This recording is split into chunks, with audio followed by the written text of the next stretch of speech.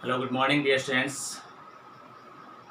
जैसा कि आप सभी जान रहे हैं, अपन एडवर्टीजमेंट क्लास 12 इंग्लिश कंपलसरी के लिए जो हमारी संख्या चल रही है, हमारी जो प्रोसेस चल रही है, एडवर्टीजमेंट जो टॉपिक है शॉर्ट कंपोजिशन का, उसमें हमारा ये लास्ट वीडियो रहेगा। तो आप इसको बड़े ध्यान से देखना है और जो बच्चे हर तरीके से पूरी क्लास देखना चाह रहे हैं वो मेरे चैनल को इंग्लिश विद गिरधारी सर को एक बार सब्सक्राइब अवश्य कर लें। और उसके बाद में ज़्यादा से ज़्यादा आप अपने जो पढ़ने वाले यार दोस्त हैं उनको सभी को शेयर करें। ओके, तो हम बात करते हैं एडवर्टीजमेंट में जो पिछले हमारे कंप्लीट वीडियोस थे उनके आगे हम बात करते हैं। आज हम बात करेंगे मैट्रिमोनियल्स के बारे में। किसके बारे में बात करेंगे? मैट्रिमोनियल्स नाम का जो टॉपिक है एडवर्टीजमेंट में, उसका नाम आपने सुना होगा। क्या नाम होता है? मैट्रिमोनियल्स। मैट्रिमोनियल नाम से ही पता होगा, या यदि नहीं ध्यान है आपको तो मैं बता देता हूँ। इसको हिंदी में वैवाहिक बोला जाता है, वैवाहिक। अब आप समझ गए होंगे कि जब भी शादी के लिए जब अपन किसी को दूल्हा चाहिए, किसी को दुल्हन चाहिए, तो ऐसे मैटर में, ऐसी प्रोसेस में हम क्या करते हैं, मैट्रिमोनियल नाम का हम विज्ञापन देते हैं। ठीक है, बात समझ में आ रही है?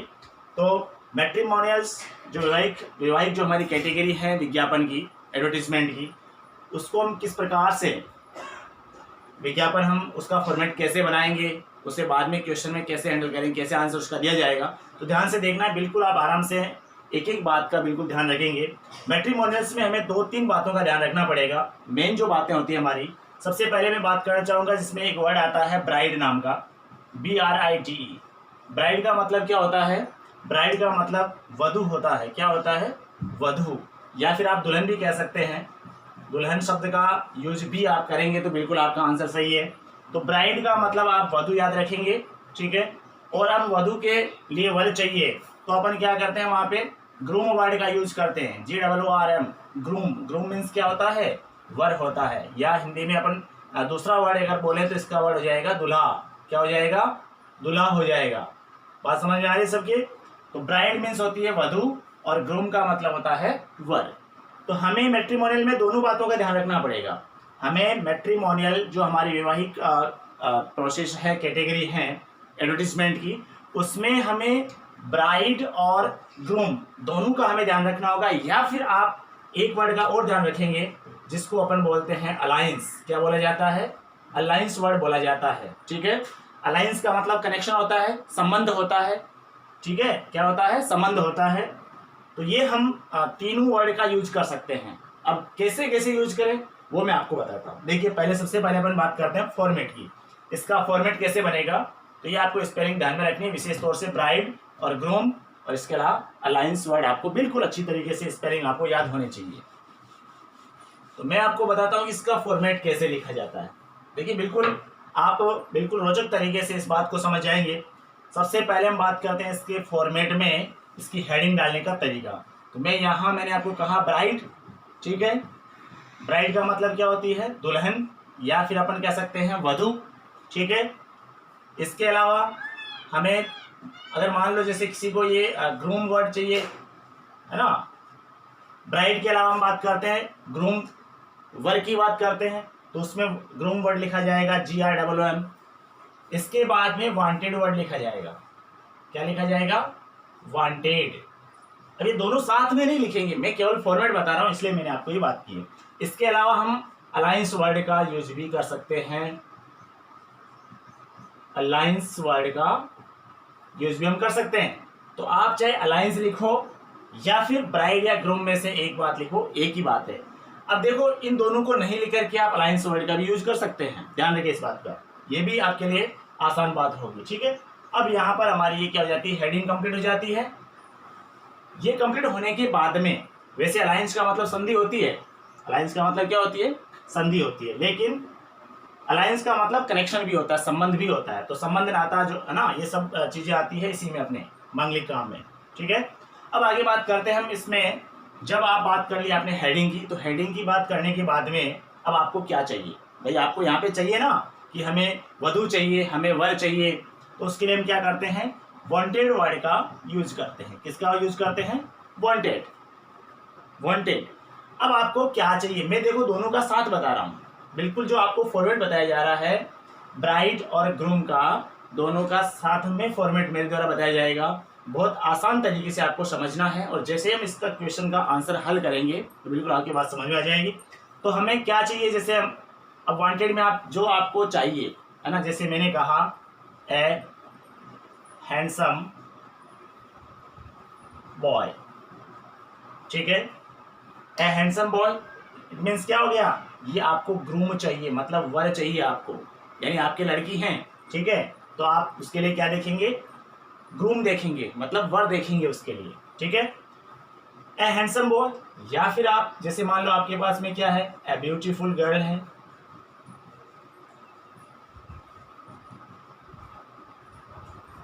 अब क्या चाहिए आपको, यहां पर ए ब्यूटीफुल गर्ल चाहिए, मतलब आपके लड़का है, ठीक है ना, इसलिए आपको क्या चाहिए, ए ब्यूटीफुल गर्ल, यानी वधू चाहिए, ठीक है। अब आगे इसमें लिखते हैं, दोनों बातें साथ नहीं लिखेंगे, ये मैं केवल फॉर्मेट बता रहा हूं, ठीक है। अब यहां पर इसके लिए फॉर ए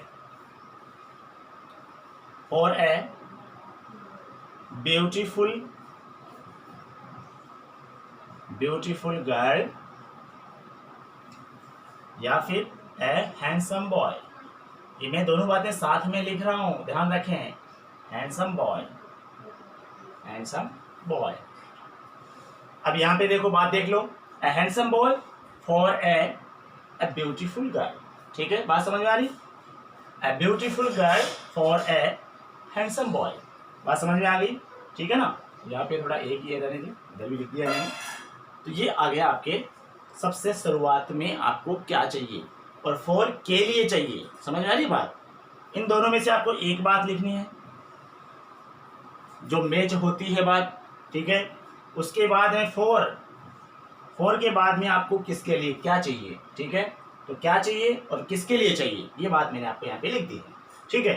अब आप यहाँ पर क्या करेंगे, जैसे ये लिख देते हैं तो यहाँ पर आपको क्या लिखना होता है भाई, आपको उसका नाम लिखना होता है। यदि आपके लड़का है तो आप उसका नाम लिखेंगे, आपकी यदि लड़की है तो आप उसका नाम लिखेंगे, ठीक है। नाम के साथ में ही आप यहाँ नीचे बताता हूँ मैं आपको, नाम के साथ में आपको उम्र लिखनी होती है, क्या लिखनी होती है, उम्र। उसके बाद में उसकी ऊंचाई लिखनी होती है कि उसकी हाइट कितनी है, ठीक है। उसके बाद में उसका रंग लिखना होता है कि उसका रंग कैसा है, ठीक है। उसके बाद में रंग के बाद में उसकी नौकरी के बारे में लिखना होता है, नौकरी पेशा जो व्यवसाय वो जो भी करता है उसके बारे में लिखना है। फिर उसके बाद में आपको लिखना है वेतन, ये सब बातें आपको लिखनी होती हैं, ठीक है। आपने क्या लिखा, उसका नाम लिखा, उम्र लिखी, ऊंचाई लिखी, रंग लिखी, नौकरी लिखी और वेतन लिख दिया, ओके। चलिए अब आप इसमें ये बात भी उल्लेख कर सकते हैं, कौन सी, no caste bar no caste बार, जाति कोई बंधन नहीं है, क्योंकि देखो जाति बंधन होता है उसके लिए नो कास्ट बार का यूज नहीं करेंगे अपन, जिनके लिए जाति बंधन नहीं है वो नो कास्ट बार, ठीक है। अब आप उसके बाद में लिख सकते हैं यहाँ पे नो डावरी,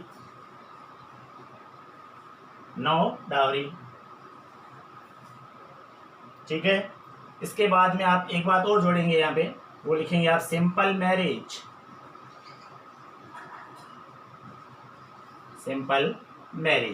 लिख दिया। इसके बाद में आपको क्या लिखना है, सिंपल मैरिज। उसके बाद में लिखेंगे राइट विद कंप्लीट डॉक्यूमेंट, ये लाइन आपको याद करनी होगी, right with complete documents and recent photograph,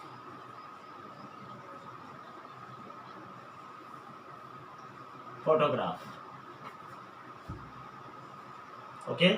इसके बाद में आपको लिखना है टू, भाई ये सब बातें कंप्लीट डॉक्यूमेंट वगैरह, ये सब फोटोग्राफ, फोटो जो रिसेंट ताज़ा ही, जो रिसेंट का मतलब होती है हाल ही की या ताज़ा फोटो, ठीक है। अब किसको भेजनी है, टू। अब यहाँ पे आप नाम, पता, उसके बाद में आप क्या करेंगे, यहाँ पे फ़ोन नंबर लिखेंगे, ठीक है। और ऐसे करके आपका ये फॉर्मेट क्या हो जाता है, ब्राइड वांटेड का और ग्रूम वांटेड का आपका जो मैट्रिमोनियल नाम से जो एडवर्टीजमेंट होता है वो कंप्लीट हो जाता है। ये हमें बातें याद रखनी है। फॉर्मेट जिसको कंफर्म आ रहा है ना, उसके क्वेश्चन आंसर करने में मुझे ऐसा लगता है कि दिक्कत नहीं आनी चाहिए। मैंने आपको क्या क्या बताया इसमें, देखिए आप अच्छी तरह से बात समझ लें।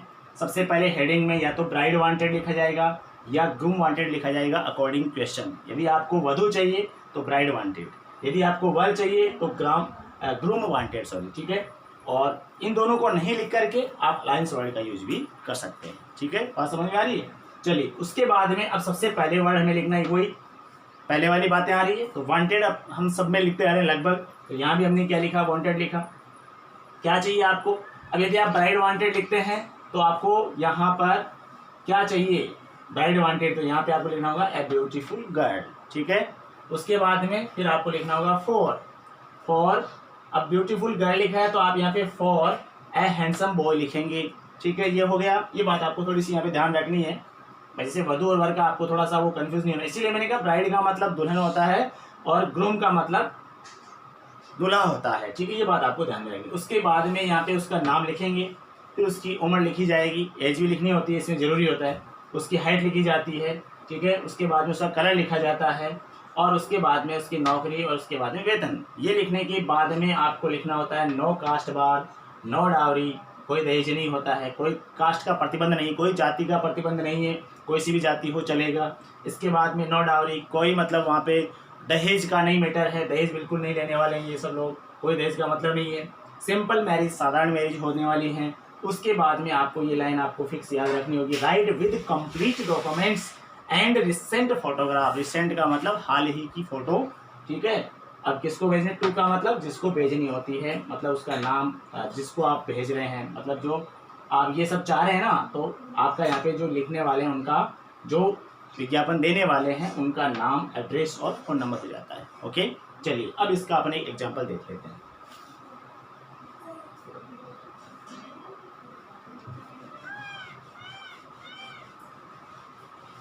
जैसे मैंने क्वेश्चन में मैं चाहता हूं कि ब्राइड वांटेड का लिखे अपन हमारे सामने एग्जांपल होता है ब्राइड वांटेड, दुल्हन चाहिए, या हिंदी में अपन बोल सकते हैं, या दूसरा वर्ड अगर बोले तो वधू चाहिए। क्या चाहिए, वधू चाहिए, ओके।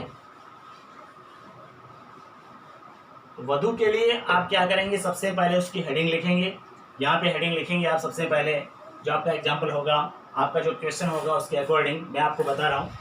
सबसे पहले आपको लिखना होता है ब्राइड वांटेड। क्या लिखना होता है भाई, ब्राइड वांटेड लिखना होता है। बात समझ में आ रही है सबके, क्वेश्चन के अकॉर्डिंग। यदि वहाँ पे आपके दूल्हा चाहिए, वर चाहिए, तो आपको ग्रूम वांटेड लिखा जा सकता है आपके द्वारा, ओके। आपको दुल्हन चाहिए तो आप यहाँ पे ब्राइड वांटेड लिखेंगे ना, ये बात है। अब यहाँ पर आपको जैसा आपने फॉर्मेट में देखा था उसके अकॉर्डिंग आपको काम करना है। तो फॉर्मेट में मैंने आपको बताया था वांटेड, ठीक है। अब वांटेड में आपको क्या चाहिए, ब्राइड चाहिए ना, तो आप लिखेंगे ए ब्यूटीफुल, ये भी ध्यान रखना थोड़ा सा आपको, ब्यूटीफुल गर्ल हैंडसम बॉय होता है ये, है ना, ये ध्यान रखिए। विशेष से तो नॉर्मल बात है वैसे। ए beautiful girl for a handsome boy. भाई आपको क्या चाहिए, ब्राइड चाहिए ना, दुल्हन चाहिए, तो आप यहाँ पे ये वांटेड है, ये चाहिए, क्या चाहिए, ए ब्यूटीफुल गर्ल, ए ब्यूटीफुल गर्ल चाहिए, मतलब वही आपकी ब्राइड हो जाती है। अब उसके बाद में आप फॉर के लिए, किसके लिए, ए हैंडसम बॉय के लिए। बात समझ में आ रही है। अब इसके बाद में उसका नाम लिखेंगे, जैसे मैंने इसका नाम लिख दिया, मैंने इसका नाम लिखा, हैंडसम बॉय का नाम क्या है, कमल है। अब उसकी हाइट कितनी है, सॉरी उसकी एज कितनी है, एज के बारे में आप लिखेंगे, जैसे मान लो कि वो 25 का है। इसके बाद में उसकी हाइट कितनी है, ऐसे तरीका होता है लिखने का ये हाइट, जैसे मान लो कि मैंने कहा उसकी 5 फीट 8 इंचेस। समझ में आ रही बात, 25 ईयर 5 फीट एंड 8 इंचेस। समझ में आ रही बात। अब आपने लिख दिया, उसका नाम लिख दिया, आपने एज लिख दी, आपने उसकी हाइट लिख दी। तो इसके बाद में फिर आप क्या लिखेंगे, उसका काम लिखेंगे, वो जॉब करता है उसके बारे में लिखेंगे। जैसे मान लो कि वो है, जैसे लेक्चरर है, वो हिंदी लेक्चरर कहते हैं अपन। जैसे मान लो कि वो क्या है, हिंदी लेक्चरर है, वो ये नौकरी करता है वो।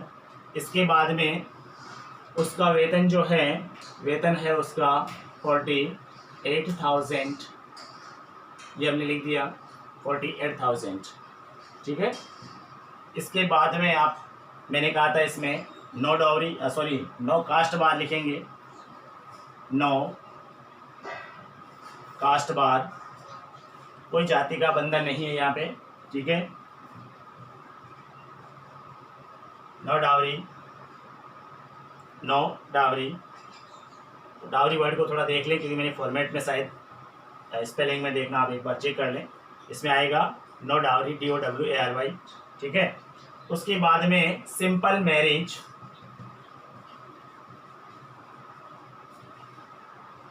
Simple marriage, no caste bar, no dowry, simple marriage.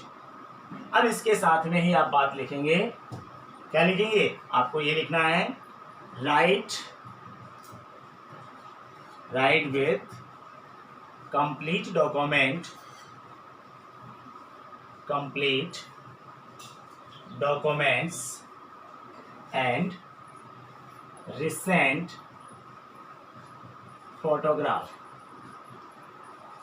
Recent photograph. किसको लिखना है, टू नेम, जैसे नेम में मिस्टर लिखा, मिस्टर ABC, एड्रेस में आपने लिख दिया जयपुर, और आपने मोबाइल नंबर लिख दिया है, फ़ोन नंबर एक ही बात है, मोबाइल नंबर आपने लिख दिए 94, ठीक है। ये आपके क्या हो जाता है, ये ब्राइड वांटेड का आपका जो एडवर्टीजमेंट है वो कंप्लीट हो जाता है। यहाँ पे बात समझ में आई। तो हमने अकॉर्डिंग हमारे फॉर्मेट में यही बातें थी लिखी हुई। फॉर्मेट में मैंने आपको कहा था कि क्या चाहिए, आपको दुल्हन चाहिए, आपको वधू चाहिए ना, तो ब्राइड वांटेड आप सबसे पहले हेडिंग में लिख देते हैं। उसके बाद में आपको क्या चाहिए, उसके बाद में आपने यहाँ पे वांटेड में लिख दिया ब्यूटीफुल गर्ल, किसके लिए, फॉर है ना, फॉर ए हैंडसम बॉय, एक सुंदर लड़के के लिए, एक सुंदर लड़की की आवश्यकता है ना। उसका नाम क्या है, कमल नाम है उसका, उसकी एज क्या है, 25 है, उसकी हाइट क्या है, 5 फीट 8 इंचेज है। उसके बाद में वो क्या है, उसकी नौकरी क्या है, हिंदी लेक्चरर है वो। उसके बाद में 48,000 वो, जैसे इसमें पर मंथ कह सकते हैं, है ना, पर मंथ लिखा जा सकता है यहाँ पे, कोई ठीक है ना। आगे अपन पर मंथ लिख दें या एनुअल इनकम भी लिख सकते हैं। आगे हम बात लिखेंगे no caste bar, no dowry, ये मैंने आपको स्पेलिंग के बारे में बता दिया, फॉर्मेट वाली स्पेलिंग आप चेक कर लें। सिंपल मैरिज, है ना। इसके अलावा ये लाइन आपको फिक्स याद रखनी होगी, राइट विद कंप्लीट डॉक्यूमेंट लिखना होगा, किसके साथ, कंप्लीट डॉक्यूमेंट के साथ में आपको लिखना होगा। और इसके अलावा रिसेंट फोटोग्राफ भी आपको क्या करना है, साथ में होना चाहिए आपके। राइट विद कंप्लीट डॉक्यूमेंट के साथ लिखें और रिसेंट फोटोग्राफ के साथ में आप लिखें, मेल करें, जो भी आपकी वो मर्जी है। इसको टू, अब आपका ये एड्रेस है mister ABC Jaipur, mobile number आपका ये है, तो आपने मोबाइल नंबर दे दी। इसका मतलब आप क्या करेंगे, यहाँ पर आपके ब्राइड वांटेड, यानी हम कह सकते हैं मैट्रिमोनियल का, ऐसे ही हम कह सकते हैं, यहाँ पे ग्रूम वांटेड भी लिख सकते हैं। तो ग्रूम में आप क्या कर देना, जो विशेषताएं बताई गई है ना, विशेषताएं आपकी वो रह सकती हैं, लेकिन आपको यहाँ पे चेंज करना होगा, ठीक है। समझ में आ रही बात। आप यहाँ पे क्या कर देंगे, ए ब्यूटीफुल गर्ल की जगह क्या कर देंगे, ए हैंडसम बॉय कर देंगे। यहाँ पे हैंडसम बॉय की जगह क्या कर देंगे, ए ब्यूटीफुल गर्ल कर देंगे, ठीक है। अब यहाँ पे आप जैसे मान लो कि 25 जो आपकी एज है, अकॉर्डिंग आप एज लिख देना, आपकी हाइट के अकॉर्डिंग हाइट लिख देना, आपकी पोस्ट क्या है उसके अकॉर्डिंग पोस्ट लिख देना, आप कितने कमाते हैं उसके अकॉर्डिंग वो लिख देना। बाकी no caste bar, no dowry, simple marriage, ये सब आप बातें आपको लिखनी होती है। बिल्कुल आप एज इट इज़ ये जो बातें लिखी है ना, वो सब बातें आप लिख सकते हैं। केवल और केवल हाइट में आप, वैसे कोई जरूरी नहीं, हाइट भी आप हो सकती है, कोई बड़ी बात नहीं, केवल ये बात ध्यान रखनी है ए ब्यूटीफुल गर्ल और हैंडसम बॉय के बारे में, ठीक है। ये बात आपको ध्यान में रखनी है, ओके। चलिए आगे बात करते हैं अपन। एक पॉइंट हमारा और रह जाता है मिसिंग पर्सन के बारे में। मिसिंग पर्सन का यदि अपन विज्ञापन देना चाहें तो कैसे दें, उसके लिए क्या क्या बातें याद रखनी होती है, वो आप फॉर्मेट में सीख जाएंगे। अभी मैं आपको सिखा देता हूँ। तो डियर्स, जो बातें आपकी समझ में आ रही हैं उनको आप नोट कर रहे हैं सभी, बिल्कुल आप वीडियो बिल्कुल ध्यान से देख रहे हैं। और कोई भी किसी प्रकार का कोई भी आपकी कन्फ्यूजन होता है, कोई भी कमेंट है, उसकी क्वेरी है, तो आप बिल्कुल मुझे कमेंट कर सकते हैं आसानी से।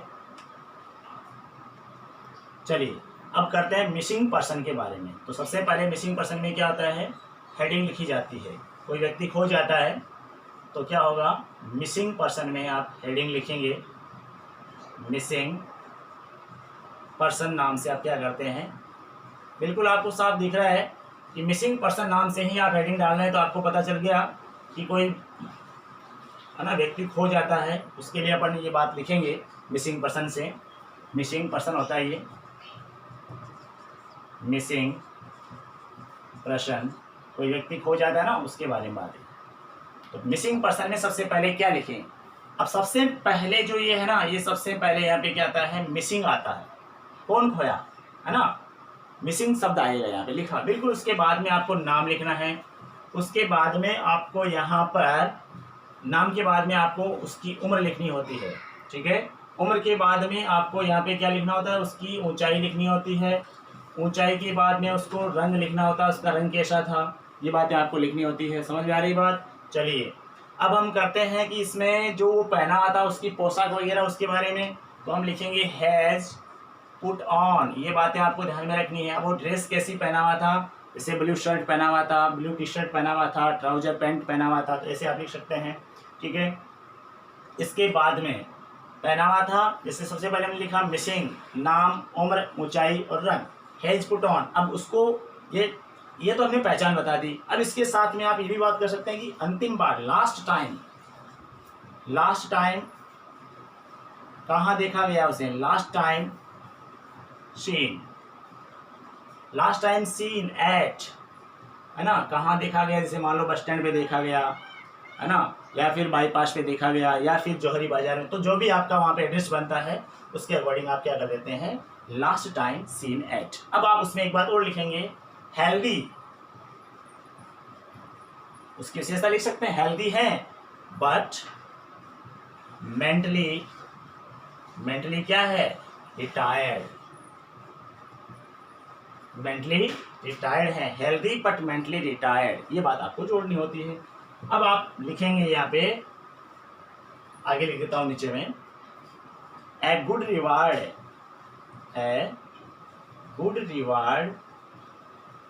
इज प्रॉमिस्ड, ये बात पहले भी आपको मैंने सिखाई थी, प्रॉमिस्ड। हमने क्या लिखा, a good reward is promised. मान लो इसके बारे में कोई बताता है तो उसको क्या दिया जाएगा, रिवार्ड दिया जाएगा। चलिए अब आप यहाँ पे लिखेंगे प्लीज कॉन्टेक्ट। देखो प्लीज वर्ड यहाँ लिखना बहुत जरूरी है, क्योंकि व्यक्ति आपका खोया हुआ है, इसलिए प्लीज लिखना बहुत अच्छी बात होती है। प्लीज कॉन्टेक्ट, फिर आप यहाँ पे नाम, आपका नाम, पता, या फिर आप फ़ोन नंबर देंगे। इसके अलावा या फिर पुलिस स्टेशन के बारे में लिख सकते हैं, पुलिस स्टेशन आपकी जगह हो जाएगी, यानी उसका एड्रेस हो जाता है, ठीक है। ये आपका क्या हो जाएगा, मिसिंग पर्सन का जो है ना एडवर्टीजमेंट, उसका फॉर्मेट यहाँ कंप्लीट हो जाता है। बात समझ में आई, बहुत आसान है, बहुत इजी है।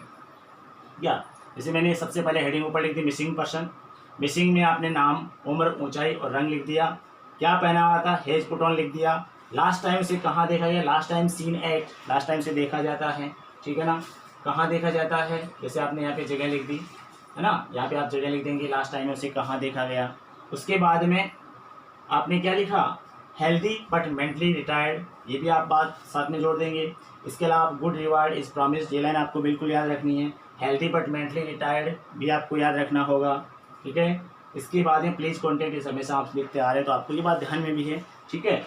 चलिए यस, तो इसका अपन ये फॉर्मेट देखा मिसिंग पर्सन का, उसके अकॉर्डिंग अपन क्या करते हैं, मिसिंग पर्सन का जो फॉर्मेट है उसी के अकॉर्डिंग अपन एग्जांपल लेते हैं कि कोई व्यक्ति मान लो खो जाता है, उसको उसके लिए अपन विज्ञापन कैसे दें, कोई व्यक्ति खो जाता है उसके लिए विज्ञापन कैसे दें। तो सुनिए, जैसे मैंने आपको मिसिंग पर्सन के बारे में बताया, तो हम क्या करेंगे, सबसे पहले हेडिंग लिखेंगे मिसिंग पर्सन, ठीक है। और उसके बाद में जैसे मैं आपको यहीं से बता देता हूँ डायरेक्ट, ठीक है। हमने क्या किया, मिसिंग पर्सन नाम का हेडिंग लिखा। अब मिसिंग कौन हुआ उसका नाम लिखना है सबसे पहले। जैसे मैंने नाम लिखा, जैसे मिसिंग में मैंने कोई भी नाम लिख दिया, जैसे मोहन लिख दिया, ये मोहन राम नाम का व्यक्ति है कोई, ये खो जाता है, ठीक है। इसकी एज क्या है वो आपको एज लिखनी होती है। जैसे इसकी एज है, मान लो मैंने कह दिया कि ये है 58 ईयर का है, 58 ईयर का है। इसके अलावा इसकी हाइट कितनी है, इसकी हाइट है 5 फीट और 7 इंचेस। ध्यान रखना, ये आपको ऐसे लिखना होगा फिर उसके बाद में मैंने आपको कहा था इसके कलर के बारे में, तो इसका कलर जो है ना वो फेयर कॉम्प्लेक्स है, फेयर कॉम्प्लेक्शन है। ये कलर के बारे में लिखते हैं तो फेयर कॉम्प्लेक्शन वर्ड जोड़ा जा सकता है, ठीक है। आप पिछले वाले जो अपन ने बात की थी उसमें मैट्रिमोनियल में, तो उसमें भी आप कलर के बारे में लिखे ना तो फेयर कॉम्प्लेक्शन वर्ड आपको जोड़ना होता है, ठीक है। इसके बाद में हेज पुट ऑन, वो क्या पहना हुआ था, तो अपन कह सकते हैं कि hedge put on A blue shirt, hedge put on A blue shirt, एक ब्लू शर्ट पहना हुआ था, ठीक है। अपन इसके साथ में ये भी जोड़ सकते हैं एंड ट्राउजर पहना हुआ था वो, ठीक है। पतलून पहना हुआ था, blue shirt and trouser, okay. चलिए, लास्ट टाइम सीन 8, अंतिम बार उसे लास्ट टाइम अंतिम बार से देखा जाता है कहाँ पर, ये 8 आया ना इसीलिए आया, ये जो 8 वर्ड है ना, ये 8 वर्ड इसीलिए आया है। तो 8 कहाँ देखा जाता है, उसे बस स्टैंड पे देखा जाता है, बस स्टैंड पर उसे अंतिम बार देखा जाता है। अब उसके बाद हम लिखते हैं कि हेल्दी बट मेंटली रिटायर्ड, यानी वो स्वस्थ हैं परंतु दिमाग से क्या है, रिटायर्ड हैं, मतलब दिमाग से वो बिल्कुल क्या है, उसका काम सही नहीं करता ढंग से दिमाग। A good reward is promised, ये बात आपको रखनी होगी। प्लीज कॉन्टेक्ट, अब यहाँ पे नाम पता फ़ोन नंबर में आप चेंज कर देते हैं। जैसे मान लो मैंने यहाँ पे लिख दिया पुलिस स्टेशन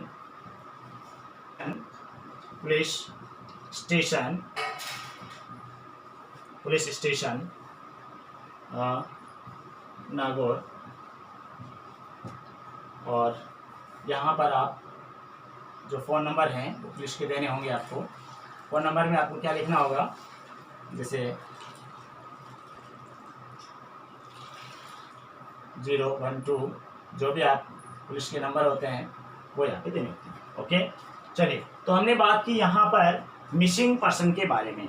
मिसिंग पर्सन का जो फॉर्मेट था अकॉर्डिंग हमने क्या किया है, उसी के अकॉर्डिंग हमने क्वेश्चन लिया है, उदाहरण लिया है, एग्जाम्पल लिया है।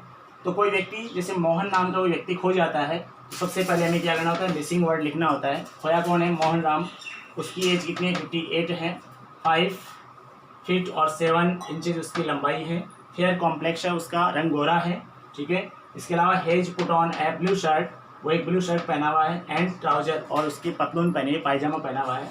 ट्राउजर मीन्स होता है पायजामा।